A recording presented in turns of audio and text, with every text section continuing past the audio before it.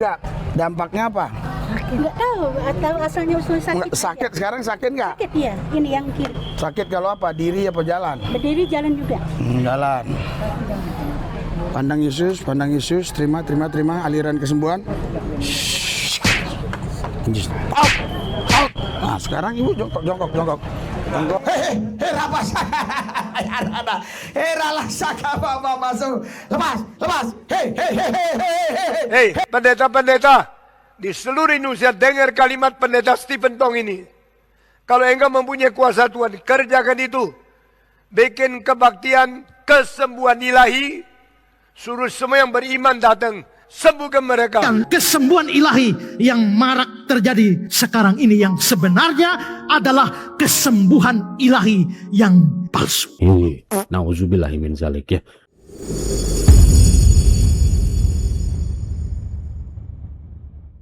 Bismillahirrahmanirrahim. Assalamualaikum warahmatullahi wabarakatuh. Apa kabar sahabat Malov Channel dimanapun Anda berada? Semoga kita semua selalu diberikan kesehatan, hidayah, dan perlindungan oleh Allah Subhanahu wa Ta'ala. Dan jangan lupa juga sholawat serta salam kepada Nabi kita, junjungan kita, suri tauladan kita, Rasulullah Muhammad Sallallahu Alaihi Wasallam. Sahabat Malov, hari ini kita akan membahas sebuah fenomena yang mungkin muncul atau ketika kita scroll medsos ya, pasti ada. Dan pernah nggak sih kalian melihat ada seseorang yang diklaim lumpuh atau nggak bisa dengar, terus ada penyakit menahun ya, dan penyakit lainnya itu nggak bisa sembuh, terus tiba-tiba datang sosok makhluk ini yang seolah-olah angel ya, tulisannya angel soalnya. Si angel ini tiba-tiba nampol kepala itu orang yang sakit, akhirnya sembuh. Orang di sekitarnya menangis histeris, berteriak, bahkan ada yang bilang haleluya, puji Tuhan, dalam nama Yesus. Sebenarnya fenomena seperti ini bukan hal yang baru. Dan di Indonesia ada beberapa tokoh yang memang dikenal dengan pelayanan penyembuhan ilahi atau penyembuhan Roh Kudus, penyembuhan penyakit jalanan. Asik. Giliran disuruh ke rumah sakit untuk obatin itu orang-orang yang sakit, gak berani, takut kebongkar trik-triknya, takut ada dusta rohani. Giliran anaknya sendiri yang sakit, ya cari dokter. Tapi kali ini kita nggak akan membahas semuanya. Yang kita bahas hanya ada dua nama saja, yaitu satu ada namanya Rizul Lubis dan juga Pastor Simon Andi. Tapi Pastor Simon Andi ini katanya sudah tobat karena terkena salah satu virus yang hampir mengakibatkan dia pulang ke rumah bapak. Bapak siapa nggak tahu.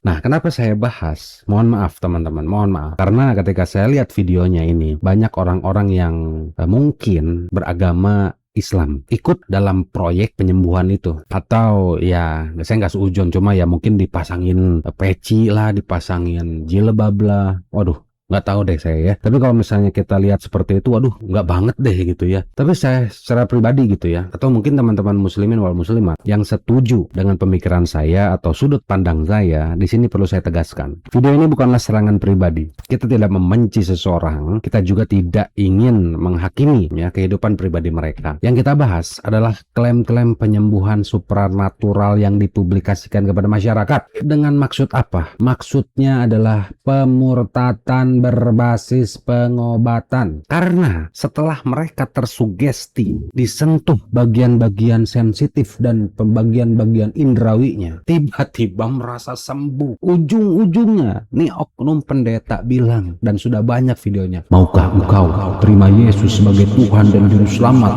karena engkau telah sembuh? Embel-embelnya penyembuhan ya, iming-imingnya gratis semua, gak harus bayar. Tetap aja nanti di akhir bulan bayar 10%. Nah, untuk membuktikan apa yang saya ucapkan, kita lihat di sini ada contoh-contoh penyembuhan secara rohani katanya. Kita lihat. Enggak, dampaknya apa? Enggak tahu atau asalnya usul sakit. Sakit, sekarang sakit nggak? Sakit ya, ini yang kiri. Sakit kalau apa? Diri apa jalan? Berdiri jalan juga. Jalan. Pandang Yesus, terima aliran kesembuhan. Out. Nah, sekarang ibu jongkok. Badan. Dalam nama Yesus. Lepas. Bebaskan anak ini. Lepas.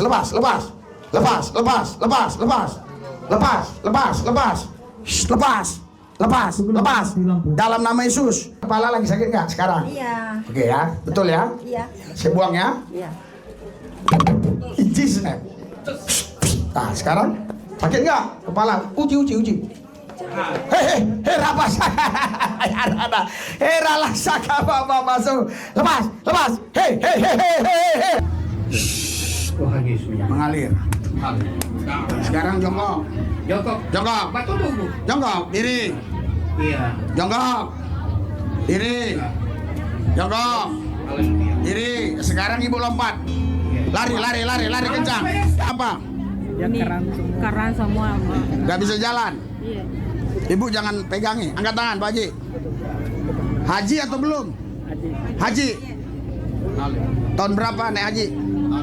Ada 30 tahun. Oh, oke ya. Angkat tangan. Angkat tangan, Ibu, angkat tangan. Hadirat urapan kuasamu bekerja, Tuhan. Bak seperti seorang pahlawan ya, bak mandi ya mah. Nah, itu salah satu contohnya ya teman-teman semua ya. Salah satu contohnya ketika ada Risuli Lubis ini yang awalnya dia ini sebenarnya jalurnya bukan jalur pengobatan seperti ini. Jalurnya itu jalur sirabaraba ya. Bahasa Roh Kudus katanya ya, bahasa roh. Uraya kama yuri hisiki manalahata kayu kahabadahulahina kama yuri hata kama yuri bisika bababati. Kasihan, janganlah diketawain gitu. Ini nanti dibongkar sama pendeta mereka sendiri teman-teman. Nah ini mohon maaf ya, bisa kita lihat tadi dan di sini mereka masih banyak yang menggunakan atribut-atribut Islam ya. Ya kita nggak tahu gitu ya. Ini benar Islam atau bukan atau sudah disetting atau enggak, tapi ya mohon maaf gitu. Mohon maaf kalau ini membuat nggak nyaman. Begini teman-teman, ketika ada penyembuhan atau proses yang seperti ini dan yang melakukannya orang Kristen, bukan berarti rumah sakit Kristen ini disamaratakan ya, enggak ya. Dan orang-orang yang sakit, orang-orang Islam yang sakit dan berobat ke rumah sakit orang Kristen itu enggak mungkin rumah sakit ini akan mengajak orang masuk ke dalam agama rumah sakit tersebut. Ya yang tadi saya sebutkan, agama Kristen misalnya. Ada rumah sakit Kristen, tiba-tiba si pasien ini yang beragama Islam sembuh lalu diajak sama dokternya untuk masuk Islam. Itu nggak mungkin. Nah tapi orang-orang seperti ini, ya Allah, nah ini hanya oknum-oknum yang seperti ini aja ya, yang berkeliaran tanpa dirantai untuk menggayat ya, digayat gitu ya, atau menjaring saudara-saudara kita yang Muslim dengan teknik-teknik pengobatan gratis. Masih banyak loh. Ya contohnya seperti ini. Ada bagi-bagi brosur kesehatan di CFD misalnya ya, atau Car Free Day, atau di jalan-jalan, atau lagi jogging gitu cek kesehatan gratis berembel-embel gambarnya tuh merpati, ada salibnya dan segala macam. Nanti itu salah satu modus atau trik atau teknik dari para misionaris atau penginjil jalanan dengan mengadakan KKR ya seperti si Risuli Lubis inilah ya. Loh, kok tahu? Lah orang saya pelakunya dulu waktu masih kafir. Jadi ini adalah salah satu teknik pemurtatan teman-teman yang dilakukan dengan cara pengobatan. Dan masih ada tuh, ada brosurisasi ya, terus ada indomisasi, amilisasi, simbakonisasi, dan masih banyak lagi trik-trik pemurtatan yang akan saya bongkar nanti di kota-kota Anda.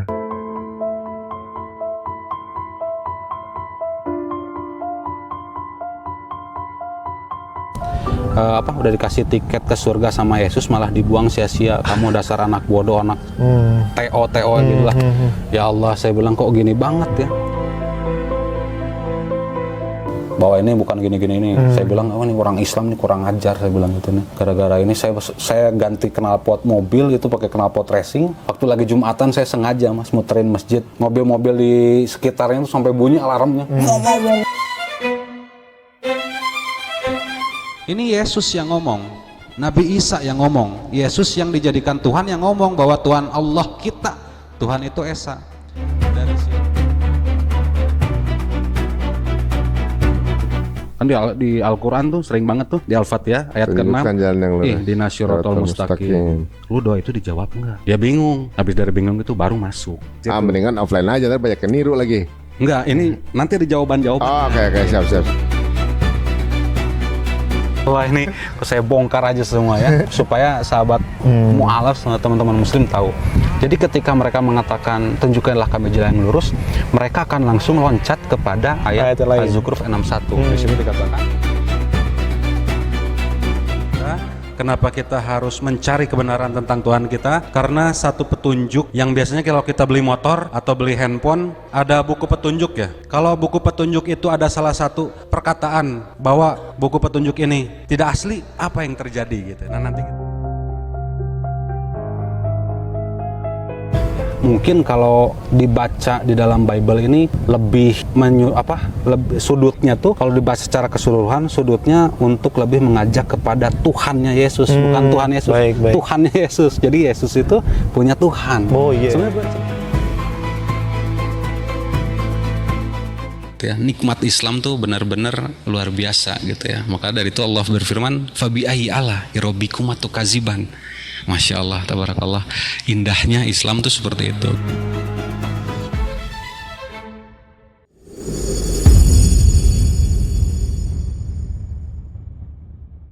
Jadi cara-cara oknum-oknum pendeta seperti inilah ya yang dijadikan ajang momen ya, momen loh atau waktu tepatnya untuk pemurtadan, bos.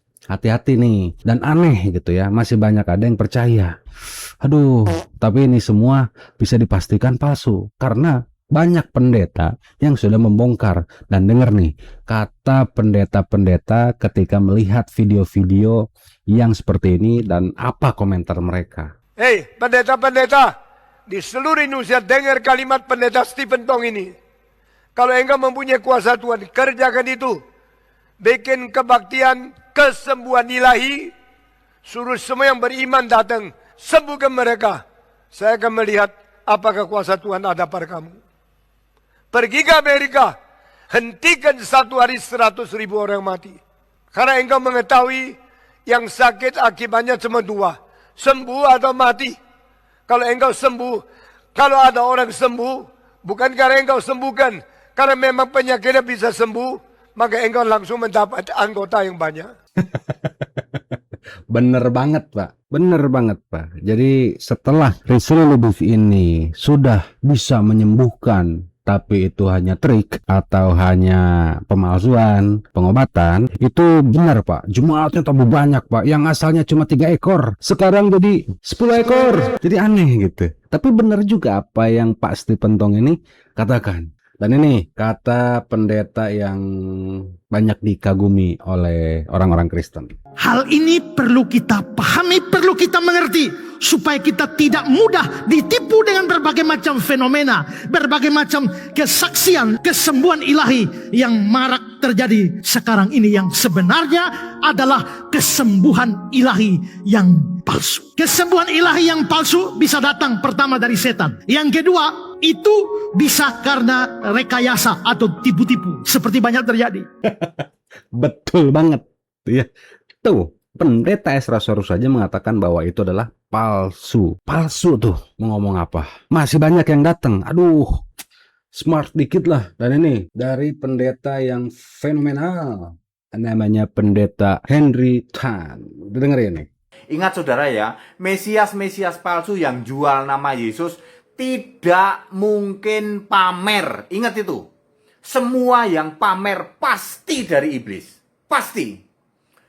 Ya, kesembuhan di dalam nama Yesus tidak ada yang pamer seperti itu. Ingat aja, itu trik duluan ya toh. Trik dulu terus Anda termotivasi, wah dia akan ke kota Jakarta misalnya, udah disambut heboh di Jakarta. Anda tertipu. Bener banget, bener. Ya, Anda tertipu tuh kata pendeta Tan. Dan ternyata benar, Pak, videonya ada tuh. Ketika dia baru turun dari bandara tuh banyak orang mengerumuni dia gitu ya. Mengerumuni ya, seperti bangke dikerumuni sama burung nasar. Nasar mah seperti mati lampu. Aduh, benar Pak. Lanjut lagi nih. Apa, Pak? Ya, jangan mau ya, kita mesti uji segala sesuatunya itu alkitabiah atau tidak. Yang jelas tidak ada yang namanya kesembuhan ilahi kok pamer. Itu yang pertama kali harus, wah kalau pamer kayak gini pasti bukan Yesus ini. Ya, mereka bikin akal-akalan di kota A. Wah, heboh. Lalu dia pindah ke kota B. Kota B sudah lihat, ya toh. Wah, ini bakal datang ini pastor heboh jalanan nih, ya. Ya. Palsu itu, dijamin 100% palsu. Nah, jadi itu bukan kata saya, kata para pendeta yang mengatakan bahwa penyembuhan-penyembuhan seperti itu 100% palsu. Dan ditantang juga tuh sama pendeta Stephen Tong dan juga pendeta Ezra Soru bahwa mengatakan bahwa itu adalah semuanya palsu, trik, hanya rekayasa belaka. Lalu pasti nanti ada yang komen, lalu bagaimana dengan Islam? Itu ada ruqyah, ada pengusiran jin, penangkapan tuyul, praktek-praktek dukun berkedok agama, pengusiran setan. Lah memang ada, banyak kok. Apa mereka sesat? Tunggu dulu bos.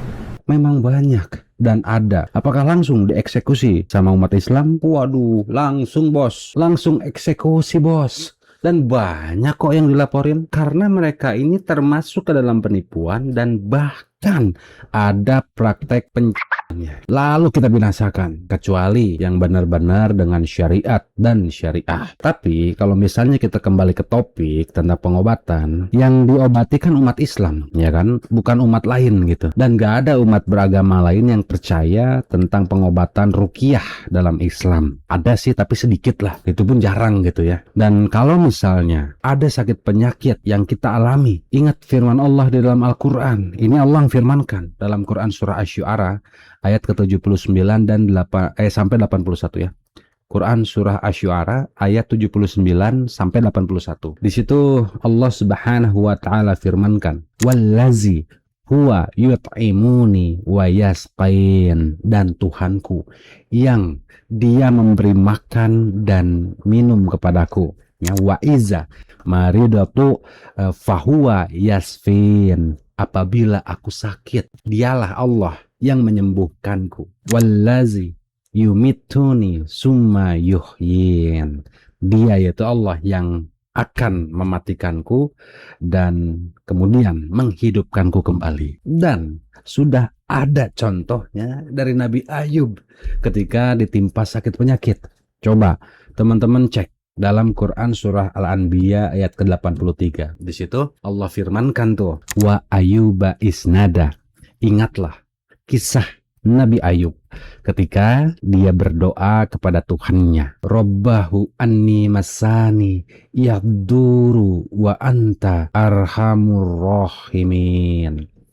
Yang artinya, ya Tuhanku, ya Allahku, sungguh aku telah ditimpa penyakit yang terasa sangat berat, tetapi aku yakin bahwa Engkau Tuhan yang Maha Penyayang dari semua yang penyayang, sehingga ujian ini merupakan bentuk kasih sayangmu kepadaku. Terus ada juga dari sabda Rasulullah SAW dalam hadis Sahih Bukhari dan juga Sahih Muslim. Di situ kalimatnya Rasulullah Shallallahu Alaihi Wasallam bersabda, tidaklah seorang Muslim tertimpa kelelahan, penyakit, dan juga kegelisahan, dan juga gangguan, ya, dan kesusahan. Bahkan, ya, duri yang menusuknya, melainkan Allah akan menghapus sebagian dosa-dosanya atau menghapus dengannya kesalahan-kesalahannya. Tapi jauh berbeda dengan oknum-oknum pendeta ini. Mereka melakukan aji mumpung, gitu ya. Banyak umat muslim yang meminta kesembuhan dari pendeta tersebut yang pendetanya sendiri aja kalau sakit pergi ke dokter. Oknum-oknum ini cari kesempatan untuk melakukan pemurtatan. Kita sebagai umat muslim nih boro-boro pengen ngajak atau islamisasi lewat jalur penyembuhan Roh Kudus. Roh Kudus gak masuk pikiran karena orang yang menerima hidayah dan memeluk agama Islam secara kafah, dia akan pasrah dan pasti ilmunya akan bertambah-tambah. Semoga kita semua tidak termasuk orang-orang yang merugi ketika mempercayai oknum-oknum ini. Nauzubillahi min zalik, ya. Jadi insyaallah video ini bermanfaat dan insyaallah ini menjadi nasihat bagi saya pribadi dan juga mungkin teman-teman semua agar kita menjauhi orang-orang yang seperti ini. Kasih tahu saudara-saudaranya, kasih tahu kakek neneknya atau bibi pamannya atau orang tuanya atau anak-anaknya, kasih tahu kalau ada penyembuhan seperti ini sudah dipastikan palsu, apalagi yang beragama lain, bukan beragama Islam. Mohon maaf. Tapi sudah dikasih tahu bahwa ini dari pendetanya sendiri mengatakan bahwa ini adalah palsu, ya. Terima kasih. Saya Erik Rianto, CEO Mualaf Channel, bukan CEO dari Kacang dan Air Mineral. Undur diri dan barakallahu fikum.